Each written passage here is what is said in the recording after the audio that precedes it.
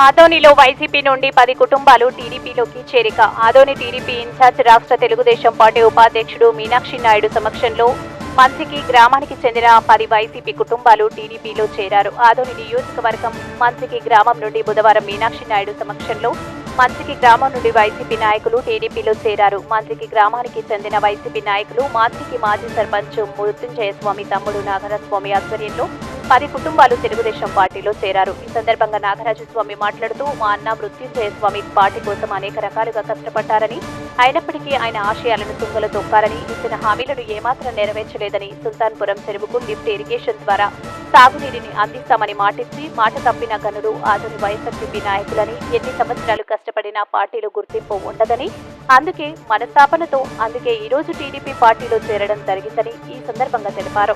ఈ సందర్భంగా మీనాక్షి నాయుడు మాట్లాడుతూ, పార్టీపై మాపై నమ్మకం ఉంచి టీడీపీ పార్టీలో చేరిన ప్రతి కార్యకర్తకు అండగా నిలుస్తామని, రాబో రోజుల్లో మా పార్టీ అధికారంలోకి వచ్చిన వెంటనే వారికి అండగా నిలుస్తూ ఆ చుట్టుపక్కల గ్రామాల కోసం అడిగినవి నెరవేరుస్తామని ఈ సందర్భంగా వారు తెలిపారు. ఈ కార్యక్రమంలో గ్రామ టీడీపీ నాయకులు పెద్ద గిద్దయ్య, చాకలి గిద్దయ్య, పివి రాముడు, రామాంజని, నాగేంద్ర, రామరాజు పాల్గొనడం జరిగింది.